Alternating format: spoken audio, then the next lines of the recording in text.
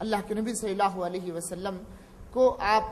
اسراء اور معراج کروائی گئی۔ اس کے متعلق یحییٰ ابن معین نے بھی انہیں فرمایا ہے امام فی الجرح والتعدیل علیہ الرحمہ، کہ جن کو امام فی الجرح والتعدیل کہا جاتا ہے، جرح و تعدیل کے امام، انہوں نے موسیٰ بن عقبہ کی کتاب المغازی کے حوالے سے اس بات کی ترجیح دی ہے کہ اس موسیٰ بن عقبہ نے المغازی جو اپنی کتاب میں اس بات کو نقل کیا ہے سند کے ساتھ بالاسناد، تو اس کی اسناد میں جتنے بھی روات ہیں، جتنے بھی راوی ہیں، وہ سب کے سب صحیحین کے راوی ہیں، ثقہ راوی ہیں۔ تو لہٰذا اس بات کو بعض علماء نے ترجیح دی ہے کہ آپ صلی اللہ علیہ وسلم کو ہجرت سے 1 سال قبل اسراء اور معراج کروائی گئی، اور 27 رجب کو معتمد روایات سے اس کا ثبوت نہیں ملتا کہ آپ صلی اللہ علیہ وسلم نے 27 رجب کو آپ کو معراج کروائی گئی۔ کوئی مستند اور اصح صحیح روایتوں سے اس کی تاریخ کا تعین نہیں ملتا۔ ہاں البتہ بخاری، مسلم اور دیگر کتب حدیث کے اندر، مسند کتب حدیث کے اندر اس اسراء اور معراج کے واقعے کو بیان کیا گیا ہے۔ لہٰذا اب ہم آگے بڑھتے ہوئے اسراء اور معراج کے واقعے پر کچھ روشنی ڈالنا چاہتے ہیں کہ اسراء اور معراج، اسراء عربی زبان میں کہتے ہیں رات میں چلنے کو، اور اللہ کے نبی صلی اللہ علیہ وسلم نے اپنے اس اسراء اور معراج کے واقعے کو خود اپنی زبانی بھی اللہ کے نبی صلی اللہ علیہ وسلم نے بیان فرمایا، صحابہ کرام نے جس کو روایت کیا، اور چلتے چلتے ہم اس بات کا بھی نشاندہی کرنا اور امت کو اس بات سے آگاہ کرنا بے حد ضروری میں سمجھتا ہوں کہ آج امت مسلمہ میں منکرین حدیث جو اپنے آپ کو اہل قرآن کہتے ہیں، اہل قرآن کہنا بھی ان کے لیے اس کا احترام، یہ احترام والا لفظ ان کے لیے مناسب نہیں، منکرین حدیث کا ایک ٹولہ، پرویزیت کی سائے میں پلنے والا اور ان کی قلم کی اور ان کی تصنیفات کو پڑھنے والا ایک فرقہ ہے جو کئی چیزوں کا وہ اس نے انکار کر دیا، عذاب قبر کا انکار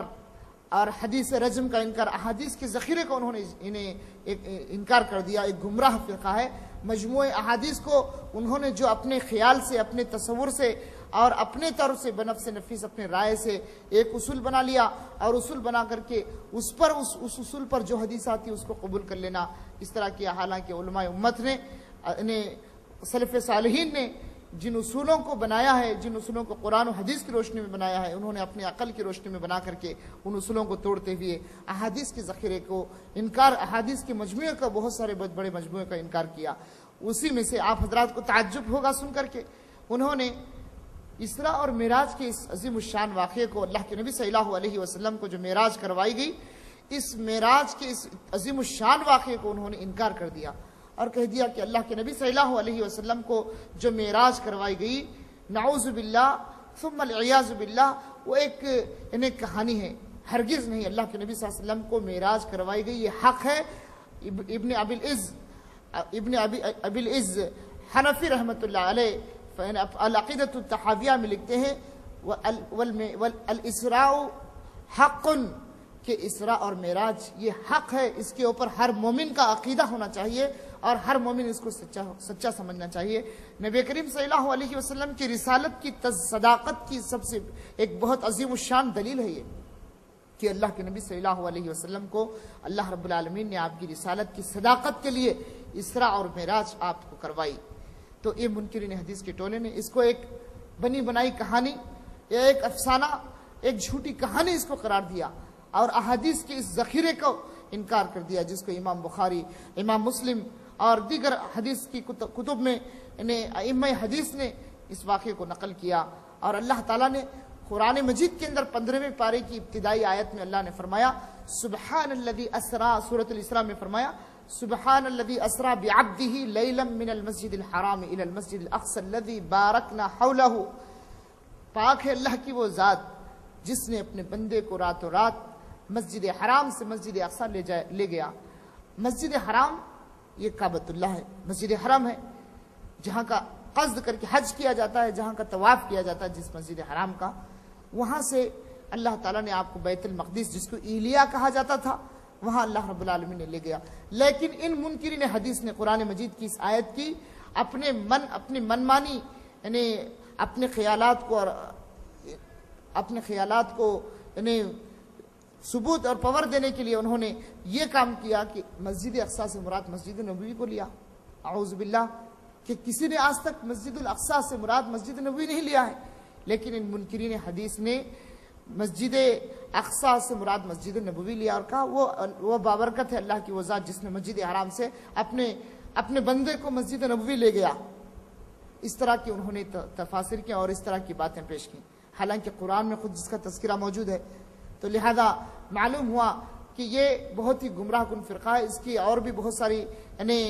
کے بہت سارے اور بھی گمراہ کن عقائد ہیں۔ انہوں نے تو نماز کو تک بھی ملغا قرار دیا اور بیکار قرار دیا، نماز تک کو بھی الغا کر دیا اور کہہ دیا کہ نماز کوئی چیز نہیں، اور بھی ایسی بہت ساری چیزیں انشاءاللہ العزیز کبھی کسی درس میں ان کے اوپر خصوصی طور پر ان کے عقائد اور ان کے نظریات اور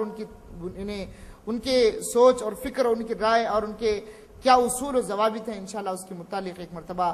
آپ حضرات سے خطاب کیا جائے گا۔ تو برادران اسلام، اسراء اور معراج کا انکار کرنے والی اگر کوئی جماعت روئے زمین پر پائی جاتی ہے تو وہ منکرین حدیث کی جماعت ہے، جو بدترین قسم کی گمراہ کن اپنی بدترین گمراہی میں موجود ہے۔ لہٰذا ان کے فتنے سے ہمیشہ ہر مومن کو بچنا چاہیے۔ تو اللہ کے نبی صلی اللہ علیہ وسلم کو اللہ تعالیٰ نے اسراء اور معراج جو کروائی، وہ آپ کو جسمانی معراج کروائی گئی، جسمانی اسراء اور معراج آپ کو کروائی گئی۔ بہت سے لوگوں کا یہ خیال ہے، کچھ لوگوں کا یہ خیال ہے، علماء نے اس بات پر اتفاق کیا ہے کہ اللہ کے نبی صلی اللہ علیہ وسلم کو جو معراج ہوئی وہ معراج آپ کو جسم کے ساتھ کروائی گئی۔ خود آپ علیہ الصلوۃ والسلام فرماتے ہیں، میں ام ہانی کے گھر سویا ہوا تھا، اللہ کے نبی صلی اللہ علیہ وسلم ام ہانی رضی اللہ تعالیٰ عنہ کے گھر سوئے ہوئے تھے، گھر کی چھت کو کھولا گیا، میں سو رہا تھا، گھر کی چھت کو کھولا گیا اور اس میں سے حضرت جبرائیل علیہ السلام آئے اور آ کر کے انہوں نے مجھے اٹھائے اور اٹھا کر کے حتیم لے گئے۔ حتیم کعبۃ اللہ کی جانب ایک حصہ ہے جس کو تعمیر نہیں کیا گیا، جو کعبہ ہی کے احاطے میں داخل ہے، کعبۃ اللہ کے احاطے میں ہے، تو وہاں پر لے جا کر کے مجھے سلایا گیا۔ میں نیند اور بیداری کے عالم میں تھا، نیند اور اونگ آ رہی تھی مجھے، اور اسی طرح میں بیدار بھی تھا اور کیا کچھ ہو رہا ہے میں دیکھ بھی رہا تھا۔ تو وہاں پر اونگ مجھے طاری ہو گئی اور پھر اس کے بعد میں کچھ دیر سویا رہا۔ پھر اس کے بعد ایک آواز لگانے والے نے آواز لگائی کہ یہ تینوں میں سے جو درمیان میں ہے کہ اس کو اٹھاؤ۔ تین وہاں پر حضرت حمزہ رضی اللہ تعالیٰ عنہ اور حضرت جعفر رضی اللہ تعالیٰ عنہ آپ کے دائیں بائیں سوئے ہوئے تھے، اللہ کے نبی صلی اللہ علیہ وسلم بیچ میں تھے حتیم کے اندر۔ تو آپ سے کہا گیا، آواز آپ نے سنی، میں بیدار ہوا اور مجھے اٹھا کر کے زمزم کے کنویں کے پاس لایا گیا، اور میں یہ سب حالت میں دیکھ رہا تھا۔ مجھے اٹھانے والے نے اٹھایا اور زمزم کے کنویں کے قریب مجھے لے آیا، اور پھر اس کے بعد جنت سے ایک تستری لائی گئی، سونے کی تستری، جس کے اندر علم و حکمت بھرا ہوا تھا، علم و حکمت بھری ہوئی تھی اور ایک علم و حکمت سے پر تھی، وہ تشتری لائی گئی۔ اور پھر اس کے بعد ایک شخص نے، اس فرشتے نے مجھے سینے سے لے کر کے میرے ناف کے نیچے تک، اس ناف تک چیرا، میرے پیٹ کو چیرا، اور چیرنے کے بعد اس نے میرے دل کو نکالا اور نکال کر کے آب زمزم کے اس پانی سے، آب زمزم سے مجھے میرے دل کو دھویا، اور میں یہ تمام واقعہ میں اپنی آنکھوں سے دیکھ رہا تھا۔ اور اللہ کے نبی صلی اللہ علیہ وسلم فرماتے ہیں کہ مجھے یہ تمام واقعہ میں اپنی آنکھوں سے دیکھ رہا تھا۔ اس حدیث کو امام بخاری اور مسلم نے روایت کیا ہے، اور خاص کر کے اسراء اور معراج کا مفصل واقعہ بخاری اور مسلم میں موجود ہے۔ خاص کر کے مسلم میں 160 حدیث نمبر 160 سے لے کر کے 168 کی حدیث نمبر 168 تک مختلف روایات سے، مختلف اسنادات سے امام مسلم رحمۃ اللہ علیہ نے اس واقعے کو نقل کیا ہے۔ لہٰذا زیادہ تر میں نے انہی روایاتوں کو بیان کیا ہے، جو بھی حدیث واقعہ اس میں بیان کیا جائے گا انشاءاللہ العزیز اسراء اور معراج کا اس واقعے میں مسلم شریف کی روایات کو مد نظر رکھ کر کے انہیں بیان کرنے کی میں کوشش کروں گا۔ تو اللہ کے نبی صلی اللہ علیہ وسلم کو زمزم کے کنویں کے قریب لے جایا گیا اور وہاں پر آپ کو یہ تمام واقعہ پیش آیا۔ اس کے بعد اللہ کے نبی صلی اللہ علیہ وسلم کو اس فرشتے نے آپ کے لیے ایک سواری لائی گئی۔ آپ خود فرماتے ہیں، ثم اُتِيتُ بِدَابَّةٍ أَبْيَضَ يُقَالُ لَهُ الْبُرَاخ فوق الحمار دون البغل يقع خطبه اقصى طرفه، کہ ایک ایسا پھر مجھے میرے سامنے ایک سواری لائی گئی، بدابۃ ابیض، جو سفید تھی، جس کا رنگ سفید تھا، بدابۃ ابیض